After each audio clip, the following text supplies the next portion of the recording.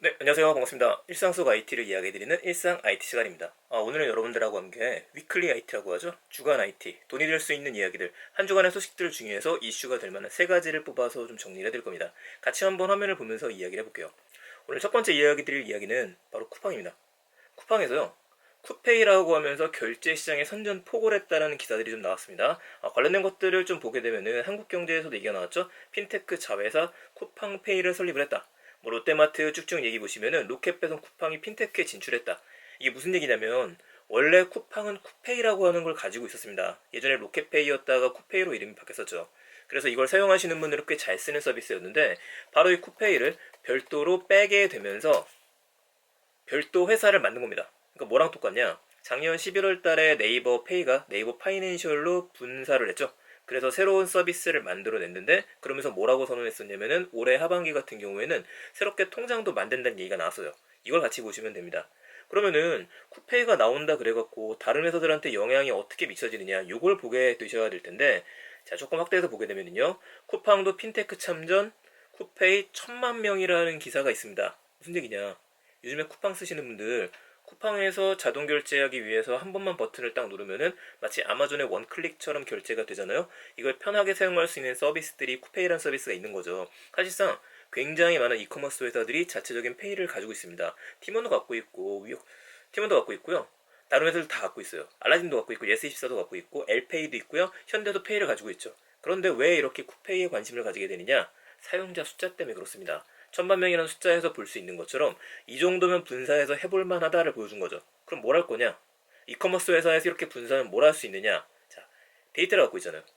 얼마 전에 쿠팡 같은 경우에는요. 지금 옷을 판매하는 시장에도 진출을 했죠. 옷쇼핑을 한번 검색해 보시게 되면은요. 이런 식으로 내용이 나옵니다. 무슨 일들 할 수 있느냐? 쿠팡 이츠가 붙잖아요. 그러면은 단순한 결제뿐만 아니라 이건 데이터를 갖고 있는 썸이란 얘기가 됩니다. 그럼 쿠팡에서는 그동안의 데이터를 바탕으로 해서 거래까지 확산을 시키겠다. 그러면 쿠페이에 우리가 가입했던 사람들은 어떤 것들을 쓸 수 있느냐? 제가 만약에 쿠팡이라고 한다면 다음번에 들어갈 수 있는 전략은 집에 있는 돈이라든지 여러분들이 쿠페이에 적립해 놓는 금액들 이거를 확대하는 걸 할 겁니다. 쿠페이에 적립하게 되면 5% 이자를 드리겠습니다. 10%더 채워드릴게요. 가능한 거죠. 왜냐면 사람들이 쿠팡에서 결제를 하거든요. 다른 데서 적립금을 준다고 했었을 때는 그 적립금을 쓸 데가 별로 없어요. 그런데 어차피 쿠팡을 쓰시는 분들이라고 한다면 오늘 내가 100만원 넣어놓으면 5% 이자를 준대. 보너스 주는 거랑 똑같거든요. 혹시 이제 경기 지역 카페라든지 지역 카페 쓰시는 분들도 마찬가지입니다. 돈을 우리가 채워넣게 되면 그만큼의 보너스처럼 주자는 인센티브를요. 그쪽을 확장을 하려고 하는 게 아닌가라는 생각이 듭니다. 여기서 얻을 수 있는 거는 데이터뿐만 아니라 앞으로 이렇게 적립금이 쌓이게 되면은 현금 유보량이 어마어마하게 커지게 됩니다. 이 다음 스텝에서는요. 자산관리 영역으로도 갈 수 있다는 얘기가 되죠. 그 시초라고 보시면 될 것 같아요. 모든 회사들이 그렇게 시작했습니다. 알리바바 같은 경우에도 알리바바에서 알리페이가 나왔죠. 그렇게 거래가 됐을 때 전자 이커머스 회사에서 적립금을 먼저 갖고 있게 만든 다음에 펀드 투자도 할 수 있죠. 막강한 파워를 가지게 됩니다. 바로 그 선에서 우리가 이번에 쿠팡 이슈를 봐야 될 것 같아요. 쿠페이는 문사를 했고 앞으로 어떻게 사업 영역을 펼치겠다라고 정확하게 나오진 않았습니다. 하지만 관련된 이슈는 끊임없이 나올 수밖에 없겠죠. 게다가 하나 더 보셔야 되는 게 쿠팡이 제가 상장이라고 한번 검색을 해보게 되면은 자, 상장 추진이라는 내용들이 쭉쭉 나오게 됩니다. 상장 리츠 출시 예고 공모 규모 2조 원이라는 얘기 나오죠. 분사 이유에 대한 얘기 나옵니다. 세 가지 시선 이런 얘기들이 나오게 돼요. 올해 하반기에 어느 정도 분사해서 어느 정도 상장할 수 있지는 모르겠지만은 분명히 상장까지 노리게 되면서 이번 이슈들이 나온 거라고 보고 있습니다. 자, 두 번째 얘기 드릴게요. 두 번째 이야기는 인공지능 면접에 대한 이야기를 준비를 했습니다. 요새 코로나 이슈 때문에 인공지능 면접 이슈가 좀 되고 있어요. 그러니까 면접이 올스탑이 되는 바람에 공채라든지 아니면 경력직들에 대한 채용들도 뒤로 밀리는 상황이었습니다. 지지난주까지 나왔던 기사들은 어떤 기사들이 나왔었냐면은 실시간 면접이 강화됐다. 그러니까 얼굴을 보면서 실시간으로 면접할 수 있는 시스템이 강화됐다는 얘기가 나왔었는데 여기서 조금 더 나은 겁니다. 그냥 인공지능 면접을 보겠다. 인공지능 면접을 보는 회사들이 등장하기 시작했죠. 어떤 회사들이 등장하기 시작했느냐? 자, 뉴스를 좀 들어가 보게 되면요. 바로 나왔네요. 현대해상이 인공지능 면접 도입, 면접도 언택트로라는 기사가 나왔습니다. 인공지능 면접은 작년 10월부터 이슈가 줄줄이 되어져 가고 있었어요. 그런데 이번 기회에 이슈가 되는 겁니다. 왜 이번 기회에 이슈가 되느냐? 각 기업이나 조직에는 이미 되어져 있는 인사 검증 시스템들이 있기 때문에 아무리 좋은 인공지능 서비스가 나오더라도 지금까지 했던 걸 뒤로 돌리고서 인공지능 서비스를 가지고 들어오기가 힘듭니다. 벽을 깰 수가 없어요. 근데 지금 기회가 주어진 거죠.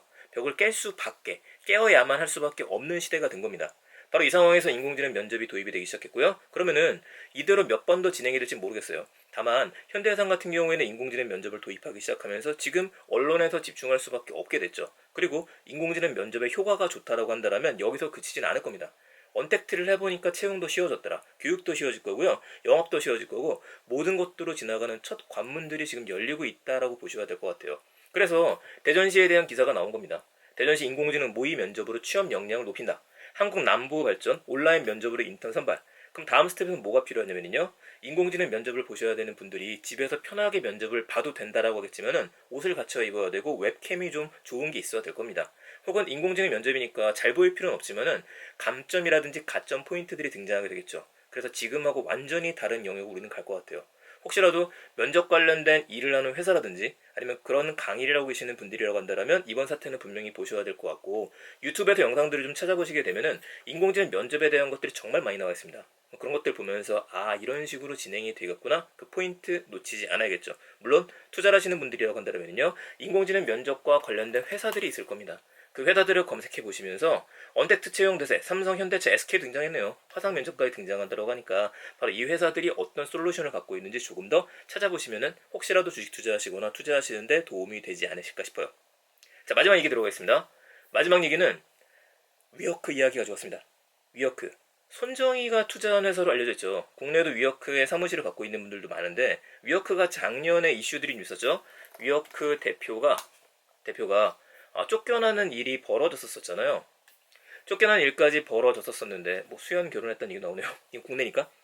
자, 쫓겨나는 일이 벌어졌었는데 도덕적인 해이부터 시작해가지고요. 애덤 뉴만이라는 분이 여러 가지 문제점들이 많았었습니다. 그러면서 이슈가 됐던 거는 손정희의 투자가 이번에도 실패했다라는 이야기들이 나왔어요. 실패를 했는지 아닌지는 사실상 몇 년이 더 흘러봐야 될 겁니다. 갑자기 위어크가 또 돈을 많이 벌게 된다면 역시 손정이다라는 얘기가 또 나오겠죠. 그럼 여기서 봐야 되는 포인트는 오늘은 뭐냐? 소송전에 대한 기사들이 떴습니다. 자, 위어크가요. 소프트뱅크를 오히려 소송을 걸어버린 거예요.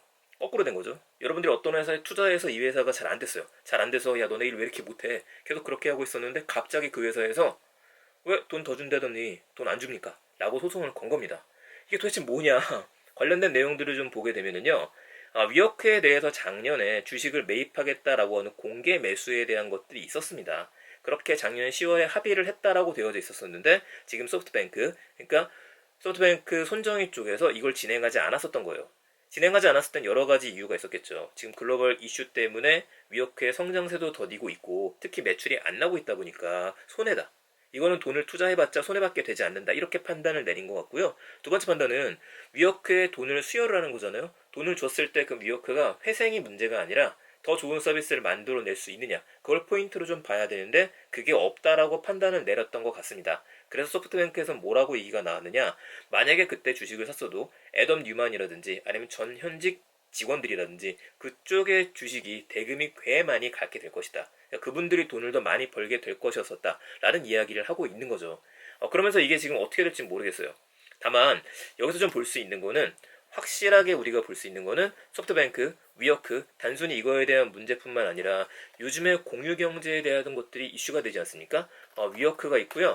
패스트5라고 하는 곳이 국내에 있죠. 네, 이런 것들을 좀 보게 되면은요. 사업성 우월에 대한 것들, 증시 입성 가능성, 패스트5는 IPO를 강행한다는 얘기까지 나오고 있어요. 국내도 비싼 회사가 더 있습니다. 바로 스파크 플러스라고 하는 회사가 있죠. 이런 것처럼 공유 오피스들이 지금 끊임없이 성장을 하고 있습니다. 자, 이런 식으로 여러분들이 보시게 되면은 위어크가 만약에 위태롭고요 무너지게 될 때 국내에 지금 공유 오피스들 만들어진 게 없어지지는 않습니다. 공유 오피스가 탄생하게 된 배경에는 상가들이 안 나가는 곳도 있었잖아요. 스타트업을 해야 되는 창업자들이 많아지고 있는데 사무실을 쓰는 게 돈도 들고 힘듭니다. 이것 때문에 한번 만들어진 문화이기 때문에 얘는 사라지진 않을 거예요. 그렇다면 위어크 넥스텝으로 사람들이 선택하는 건 뭐가 될 수 있을까? 바로 스파크 플러스라든지 아니면 방금 전에 이야기 드렸었던 패스5 이런 것들의 매출 구조도 여러분들이 좀 주목하시면 좋을 것 같습니다. 한 주간의 IT에 대한 이야기들 오늘 세 가지 얘기 들었습니다. 하나는 쿠페이에 대한 얘기입니다. 쿠팡이 분사를 시켰다 페이를. 근데 단순히 여기서 끝나는 게 아니라 그 넥스텝에서는 자산 관리에 대한 부분이 들어갈 겁니다. 하나 더 그냥 제 예측으로 한다라면은 다음 스텝에 먼저 붙을 수 있는 거는 간편 송금이 붙을 수밖에 없을 거예요. 간편 송금은 지금 굉장히 허들이 낮아졌거든요.